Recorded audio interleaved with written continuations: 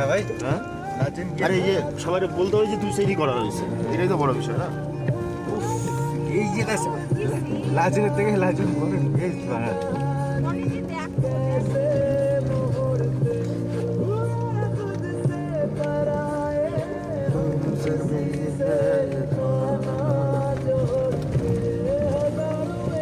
পয়সা দিলে এরকম চিন পাবে না। বাও, আমার সিনের পুমে জলের বোতলে।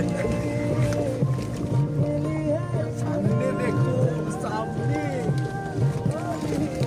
ওখানে কালা পাথর গেছে, লাল পাথর চলে এসেছি।